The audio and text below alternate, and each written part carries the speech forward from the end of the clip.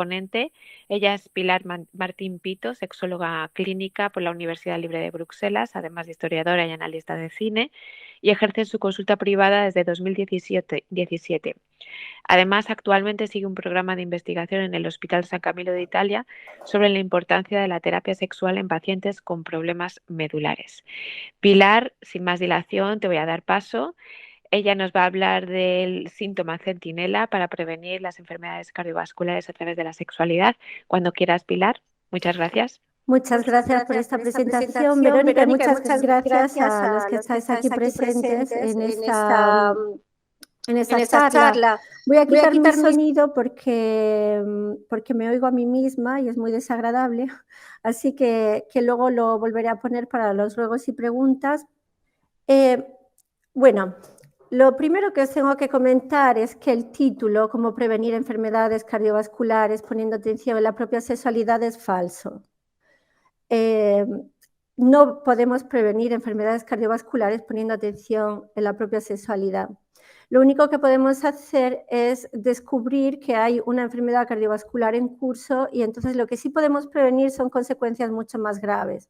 Y eso es lo que voy a repetir todo el rato hasta la saciedad esa tarde, porque creo que es demasiado importante.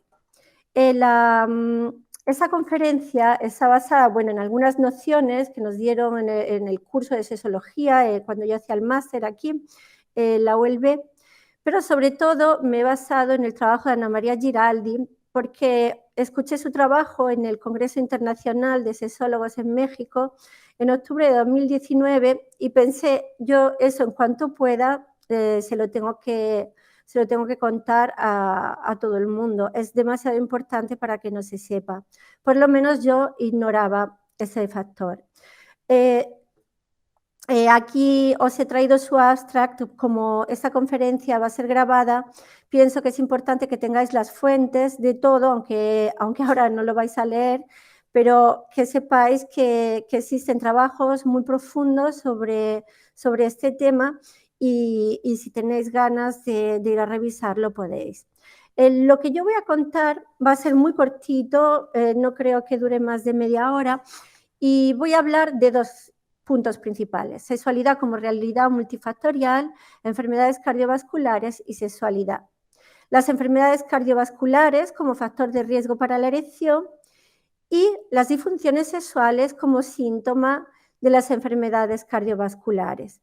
Y ahí es donde me voy a centrar sobre todo, voy a insistir y os lo voy a repetir, porque es demasiado importante ir a consultar con el médico en ciertas ocasiones. La Organización Mundial de la Salud tiene una definición de salud sexual que, como veis, es muy, muy, muy extensa. Es un estado de bienestar físico, mental y social en relación con la sexualidad, que no significa ausencia de enfermedad, disfunción o incapacidad, sino que es un enfoque positivo. Estamos hablando de placer. Estamos alargando una definición que ha cambiado muchísimo en los últimos años. Es muy interesante, uno de los trabajos que se presentaron en este mismo congreso era ver cómo había cambiado esa definición. Y también cómo han cambiado los derechos sexuales. Por supuesto, como todo lo que es construido por el hombre va a cambiar a lo largo del tiempo. La sexualidad está conectada con el bienestar físico y mental, y todos estos aspectos se van a potenciar. Si tenemos salud física, nuestra salud sexual va a estar mejor. Si tenemos salud sexual, nuestra salud mental va a ser mejor y nuestra salud física también. Entonces, un sexólogo tiene que gestionar todos estos elementos e intentar jugar con ellos cuando está tratando a un paciente. Tenemos que mirar todo y, por supuesto, no tener miedo a dirigir a alguien hacia un psicólogo o a un médico cuando vemos que se sale del campo estrictamente sexual. El sexo, sin en cambio, está sistemáticamente excluido de cualquier protocolo de rehabilitación. Yo diría de rehabilitación y de muchos campos médicos.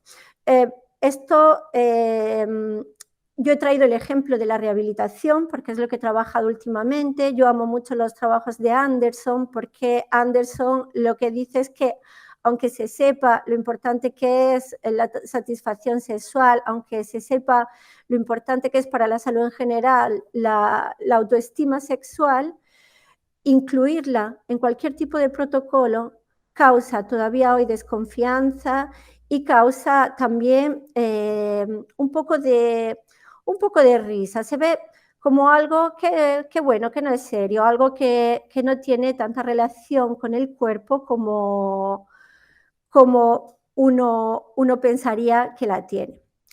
Los motivos de esa exclusión hay muchos. Podríamos pensar en motivos culturales, en motivos religiosos, aunque nuestra sociedad sea, podemos decir, más bien laica. Hay raíces judeocristianas que nos traen el sentimiento de culpa. El sexo está unido siempre con este sentimiento. Pero para mí hoy eso no es lo más importante. Para mí hoy yo creo que hay como una diferencia entre lo que es el mito y la realidad. Que estemos viendo una película de Hollywood o que estemos viendo, en cambio, una película pornográfica, todo va a funcionar siempre perfectamente.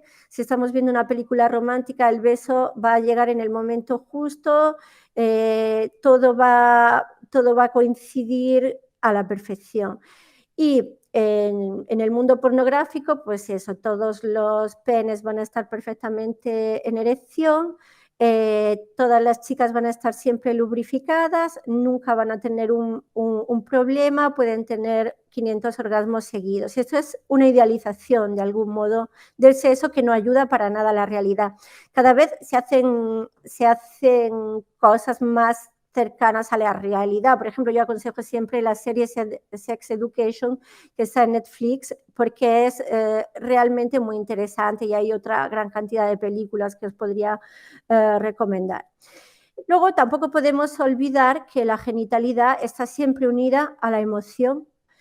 No hay genitalidad sin emoción, el sexo es esto. Entonces, por mucho que yo piense, bueno, yo tengo sexo de una noche con alguien y no me voy a implicar. Bueno, es muy difícil no implicarse, porque ya la decisión de tener un cierto tipo de sexo u otro tiene una parte emocional. Esta decisión conlleva un tipo de emoción. Y no nos vamos a olvidar tampoco de que por mucho que tengamos la capacidad de no usar el sexo con fines reproductivos, bueno, siempre está el peligro de la reproducción si es que no se quiere, o también está el peligro de las enfermedades de transmisión sexual.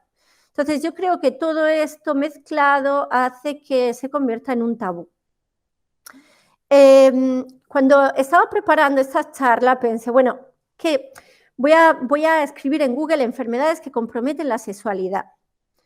Y bueno, lo escribí y me aparece todo esto ante mi perplejidad absoluta, porque pienso, bueno, la menopausia es una enfermedad, ¿desde cuándo? La menopausia es una parte de la vida, pero para Google parece que es una enfermedad. Y yo me voy a centrar en las primeras, que son las enfermedades cardiovasculares. ¿Por qué las enfermedades cardiovasculares? Bueno, ahora lo vamos a ver, porque en el 2019, era la primera causa de mortalidad en el mundo. ¿Por qué digo en el 2019? Porque yo creo que ahora ha sido desbancado por el COVID. Pero en aquel momento, en el 2019, era la primera. ¿Por qué? Porque la gente vive mucho más tiempo, hay mejores tratamientos de todos y es normal que haya algo como la obstrucción de las arterias, como el mal funcionamiento de una válvula, que sea lo primero que vaya a romperse. Es como el sistema de fontanería, de tuberías del cuerpo. Estas enfermedades son un riesgo para la salud sexual y el personal sanitario se preocupa muy poco de hablar al respecto. Por supuesto, todo lo que digo lo digo en general, que nadie se sienta, si conoce a sanitarios, que sí que lo hagan, que no quiero herir ningún tipo de sensibilidad. Por supuesto, hay países donde se habla más. España no es un mal país al respecto, aunque Sudamérica es donde realmente se habla, yo creo, ahora mismo más y mejor de sexo. ¿Por qué existe una reducción de la actividad sexual cuando se sufre de una enfermedad cardiovascular? Bueno, pues tenemos todos estos motivos. Dolor, falta de respiración, ansiedad y depresión, fatiga, disminución del deseo, disfunción eréctil, y en eso nos vamos a basar, sobre todo, culpa, cambios sociales, y los dos últimos son terriblemente importantes, la ansiedad del partner y la nuestra. Es decir, si yo he tenido un infarto, tengo miedo a volver a tenerlo, o puede tener aún más miedo mi pareja a ocasionarme otro. Esto normalmente no es así, pero os puedo dar un ejemplo en el que alguien me dice, no, es que le han dado a mi marido una página donde dice de qué se tiene que abstener, y le decían, bueno, el sexo en pareja muy bien, el sexo con prostitutas no. Yo todavía no he podido hablar con ese médico que le dio este folio porque querría que me lo explicara, pero sí es cierto que el miedo provoca que uno no tenga ganas de volver a tener actividades sexuales.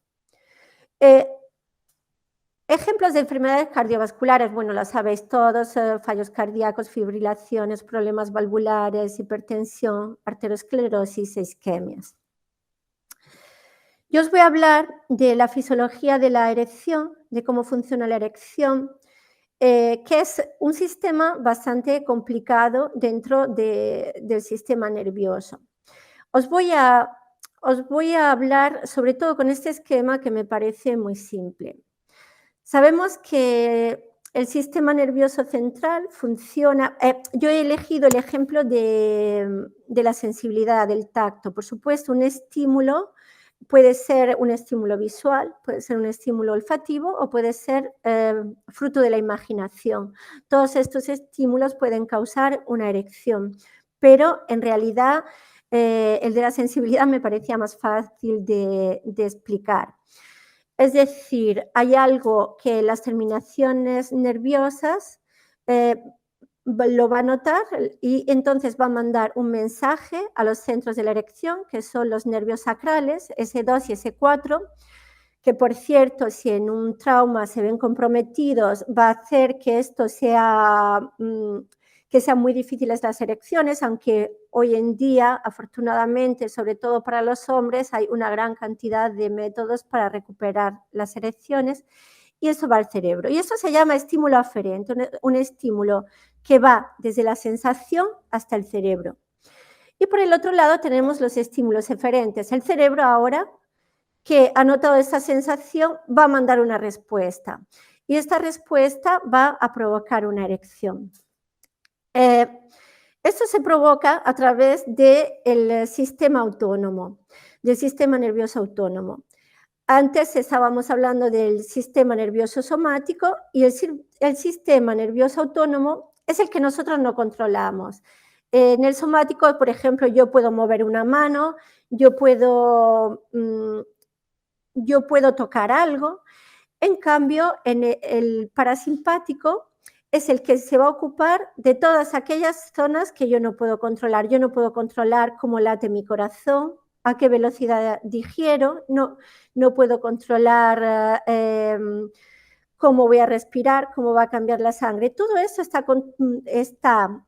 controlado por este sistema autónomo. Bien, el sistema autónomo se divide en simpático y parasimpático. El sistema simpático se ocupa de todo lo que es alerta. Por ejemplo, yo veo a Jack el Destripador en el fondo de la calle. Se me van a dilatar las pupilas, se me van a poner los pelos de punta, todo lo que tiene que ver con la secreción intestinal se va a parar, porque en ese momento no es necesario para el cuerpo. Y el sistema parasimpático, en cambio, es el que se va a ocupar de todo lo que es relax, de todo lo que es reposo. Por ejemplo, la digestión. Entonces, yo pensaba, cuando veía la fisiología de la erección, digo, bueno, si a mí no me hubiera nadie explicado esto y alguien me hubiera hablado de erección, yo hubiera pensado siempre que dependía de la alerta, que la excitación dependía del sistema simpático. Pues no, depende del sistema nervioso parasimpático. ¿Por qué os cuento esto? Os cuento eso para que nadie se sienta culpable cuando no tiene una erección. No se pueden controlar las erecciones, se le pueden ayudar. igual que vamos a tener una mejor digestión si comemos de una determinada manera, o si de repente se acelera el ritmo cardíaco, podemos controlarlo un poco a través de la respiración, pero directamente no lo podemos controlar. Entonces nadie se puede sentir nunca culpable por una défaillance de este tipo. Ahora sí que vamos a entrar más en lo que es la parte de arterias y venas y cómo funciona el pene. Eso es una sección de un pene. Aunque parezca la cara de una hormiga aquí, si cortamos un pene nos vamos a encontrar eso. Aquí tenemos los cuerpos cavernosos y aquí tenemos el cuerpo esponjoso. Los tres son una especie de esponjas. Y por estas arterias que llegan al pene, lo que va a pasar es que cuando el cerebro manda el mensaje de, bueno, he tenido un estímulo y ahora voy a dar una respuesta, estas zonas se van a llenar de sangre y esto va a provocar la erección. Aquí lo tenéis más claro, veis, aquí hay un pene que no está en erección y un pene que está en erección. Siempre son secciones. Aquí tenéis el esquema bastante claro de lo que sucede. Aquí también tenéis otro esquema. Las disfunciones sexuales del hombre con enfermedades cardiovasculares, pues el problema de erección, disminución del deseo, falta de orgasmos y eyaculación precoz. Hay factores de riesgo, algunos que podemos controlar más y otros que podemos controlar indirectamente. Por ejemplo, el tabaquismo, la hipertensión, el colesterol alto, la diabetes, la vida sedentaria. Por supuesto, uno puede más o menos dejar de fumar, puede controlar la tensión y la diabetes con un cierto tipo de alimentación, idem por el colesterol, y uno puede cambiar un poco la vida sedentaria. Y aquí está uno de los artículos que para mí es más importante y al que hay que darle más divulgación, que es el de la hipótesis de la talla de la arteria del pene. ¿Qué sucede? Aquí os traigo el artículo que no os voy a leer, por supuesto, lo mismo que os digo que antes os había traído uno por si queréis profundizar, lo mismo os digo. Entonces, lo que quiere decir es que este sistema de tuberías que tenemos conlleva que tengamos unas tuberías, yo estoy llamando tuberías a las arterias, a las venas, pero es que es algo parecido, es por donde va a correr la sangre, y entonces las arterias va a haber algunas más delgadas y otras más gruesas, simplemente es esto. Y las más delgadas se van a obstruir antes.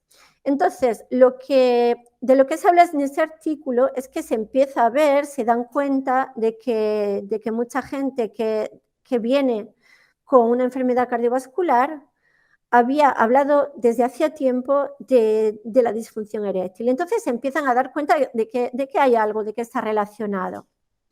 Y se dan cuenta de esto, que es lo que yo quiero repetir, es lo que os quiero meter en la cabeza esa tarde, porque yo no lo sabía y no lo sé hasta que no hago esos estudios y me parece que lo debería saber la mayoría de la población, que es que la disfunción eréctil no es solo disfunción eréctil, sino un gran predictor de la llegada de enfermedades cardiovasculares. Esto es más de lo mismo. Os vuelvo a repetir lo mismo. Los problemas de erección de origen orgánico pueden estar relacionados con este tipo de problemas, porque es normal que la obstrucción comience antes en las arterias de diámetro menor, que es de lo que se dan cuenta. Ese artículo, por cierto, es del 2005, o sea que ya hay años, ya se puede haber difundido. Y en cambio es algo que se insiste en no hablar. Vale, ahora me diréis, o sea, tengo un problema de erección, voy a tener una enfermedad cardiovascular, seguro. No. Los problemas de erección, como todos los problemas, suelen tener causas multifactoriales. Entonces, ¿cómo yo voy a saber que mis problemas de erección no tienen, no me están hablando de un problema arterial? Bueno, es importante saber que si se conservan las erecciones nocturnas, es muy probable que el origen del problema sea psicológico. No quiero decir con esto que si uno conserva las erecciones nocturnas no tenga ningún tipo de problema de enfermedades cardiovasculares, por favor, no es eso lo que estoy diciendo, y no quiero decir lo contrario, que si lo tienes lo tengas a la fuerza. Por ejemplo, hay muchas medicinas que provocan la falta de erección, como algunas medicinas para la depresión o como, por ejemplo, el tratamiento del cáncer de próstata también conlleva una falta de erección. En ese caso, siempre hay que ir a hablar con el médico porque muchas veces el tadalafil o el sildenafil son compatibles con, o sea, todos los tratamientos para la erección suelen ser compatibles con otros tratamientos, pero además hay muchos tratamientos que se pueden utilizar, no solo las pastillas, hay tratamientos mecánicos, hay tratamientos de vacío y hay operaciones, o sea que para las erecciones masculinas casi siempre hay una solución. Los problemas de erección, sin embargo, sí que son un indicador de enfermedades cardiovasculares. Para llegar a un infarto, a veces hemos pasado más de 3 años con un problema de erección, lo cual significa que el infarto era evitable.